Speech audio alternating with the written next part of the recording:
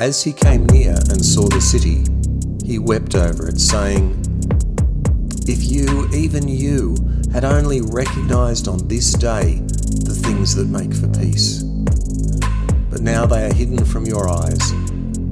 Indeed, the days will come upon you when your enemies will set up ramparts around you and surround you and hem you in on every side. They will crush you to the ground, you and your children within you. They will not leave within you one stone upon another, because you did not recognize the time of your visitation from God." Then he entered the temple and began to drive out those who were selling there. And he said, "It is written, 'My house shall be a house of prayer,' but you have made it a den of robbers."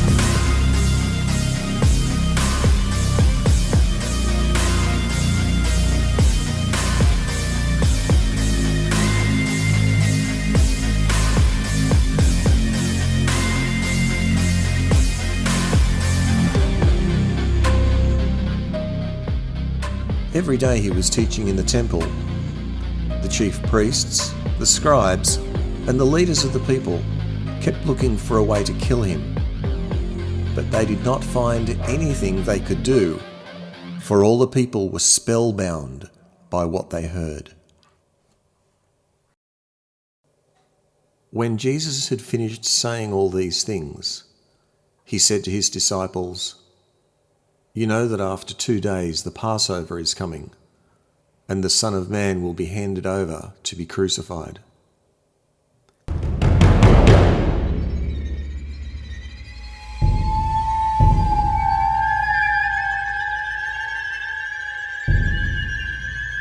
Then the chief priests and the elders of the people gathered in the palace of the high priest, who was called Caiaphas, and they conspired to arrest Jesus by stealth and kill him. But they said, "Not during the festival, or there may be a riot among the people."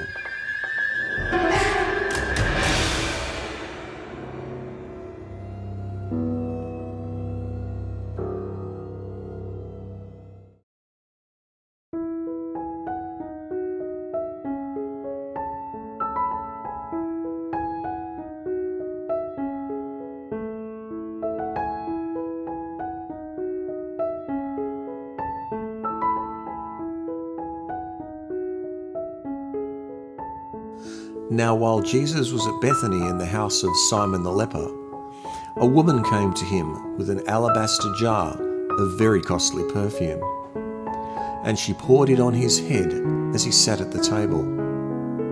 But when the disciples saw it, they were angry and said, "Why this waste? For this ointment could have been sold for a large sum and the money given to the poor." But Jesus, aware of this, said to them, "Why do you trouble the woman? She has performed a good service for me. For you will always have the poor with you, but you will not always have me. By pouring this ointment on my body, she has prepared me for burial. Truly I tell you, wherever this good news is proclaimed in the whole world, what she has done will be told in remembrance of her."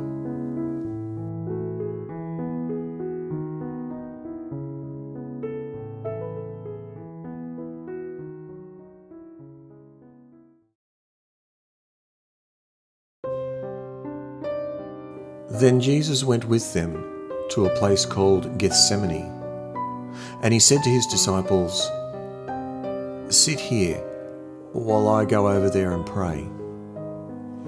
He took with him Peter and the 2 sons of Zebedee, and began to be grieved and agitated. And then he said to them, "I am deeply grieved, even to death. Remain here and stay awake with me." And going a little farther, he threw himself on the ground and prayed, "My Father, if it is possible, let this cup pass from me. Yet not what I want, but what you want." Then he came back to the disciples and found them sleeping. And he said to Peter, "So, Could you not stay awake with me 1 hour? Stay awake and pray that you may not come into the time of trial. The spirit is willing, but the flesh is weak. Again he went away for the second time and prayed, My Father, if this cannot pass until I drink it, your will be done. Again he came and found them sleeping, for their eyes were heavy. So leaving them again, he went away and prayed for the third time, saying the same words. Then he came to the disciples and said to them, Are you still sleeping and taking your rest? See, the hour is at hand, and the Son of Man is betrayed into the hands of sinners. Get up, let us be going. See, my betrayer is at hand.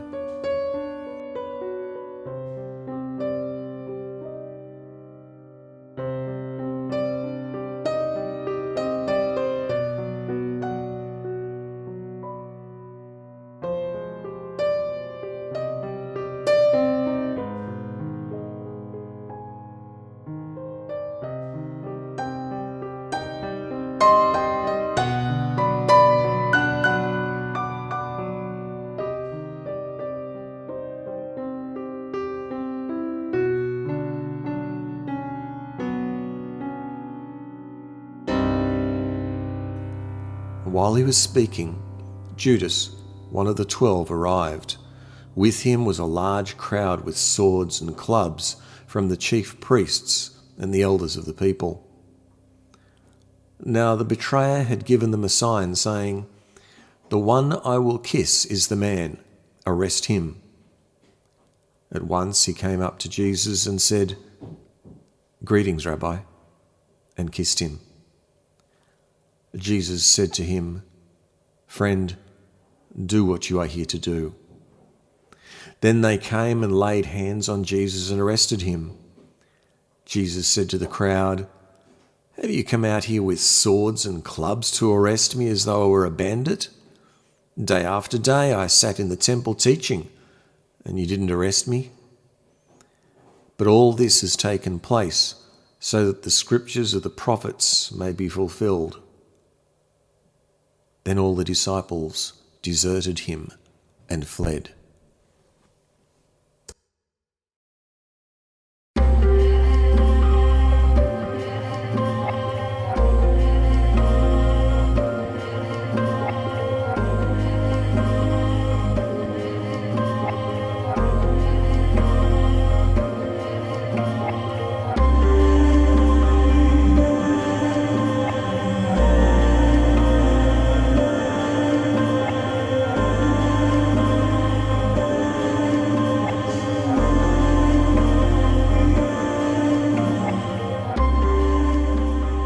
Those who had arrested Jesus took him to Caiaphas the high priest, in whose house the scribes and the elders had gathered.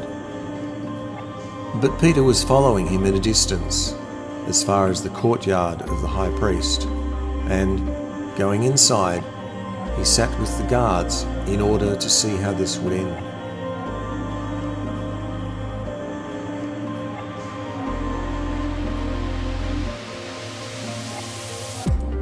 Now the chief priests and the whole council were looking for false testimony against Jesus, so that they might put him to death.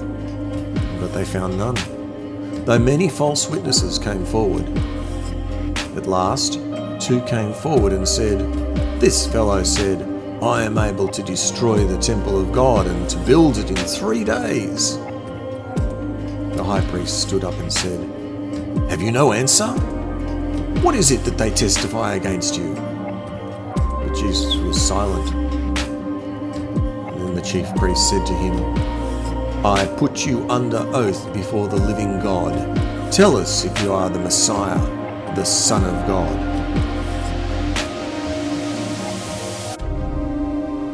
Jesus said to him, You have said so. But I tell you, from now on you will see the Son of Man seated at the right hand of power and coming on the clouds of heaven. Then the high priest tore his clothes and said, He has blasphemed. Why do we still need witnesses? You have now heard his blasphemy. What is your verdict? And they answered,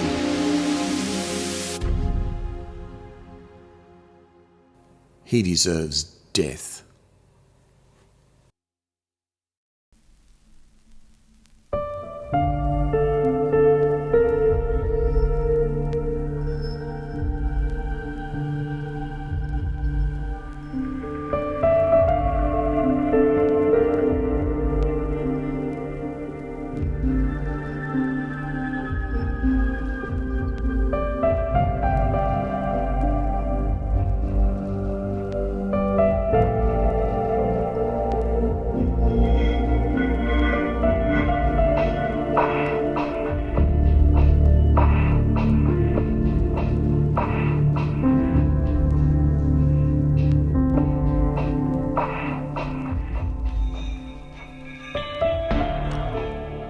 Now Peter was sitting outside in the courtyard.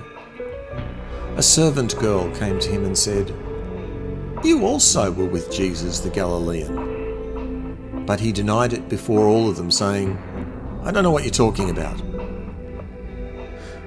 When he went out to the porch, another servant girl saw him, and she said to the bystanders, "This man was with Jesus of Nazareth." Again he denied it with an oath, "I don't know the man." After a little while, the bystander came up and said to Peter, "Certainly you're also one of them, for your accent betrays you." Then he began to curse and he swore an oath, "I do not know the man." At that moment, the cock crowed.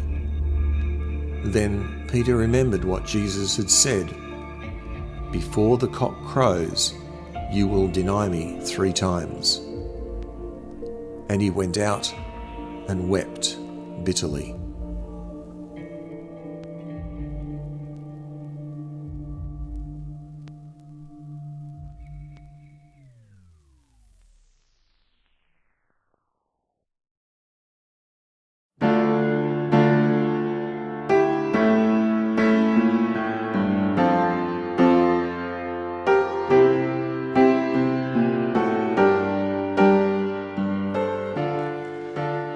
Now Jesus stood before the governor, and the governor asked him, "Are you the king of the Jews?"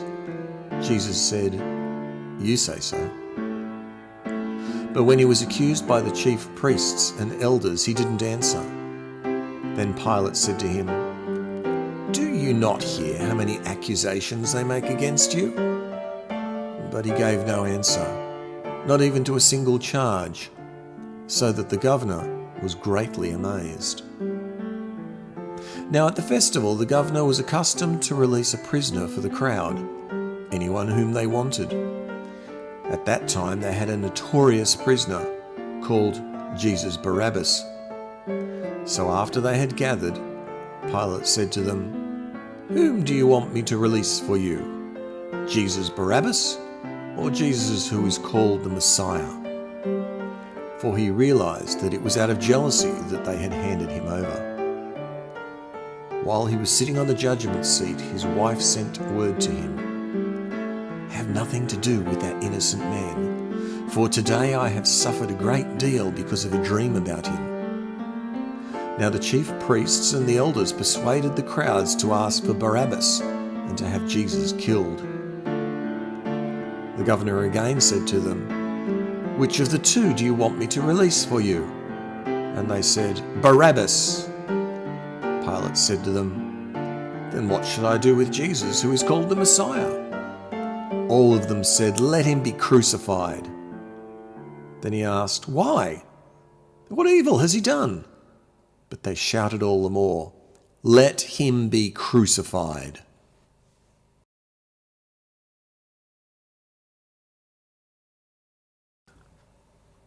Now when Pilate saw that he could do nothing, but rather that a riot was beginning, he took some water and washed his hands before the crowd, saying, "I am innocent of this man's blood. See to it yourselves." Then the people as a whole answered, "His blood be on us and our children."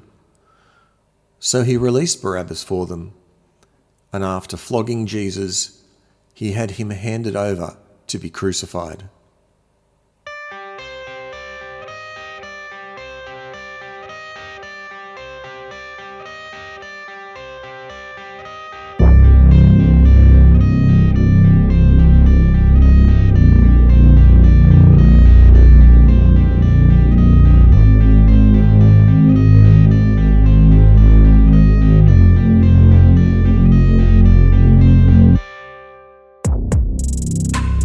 Then the soldiers of the governor took Jesus into the governor's headquarters, and they gathered the whole cohort around him.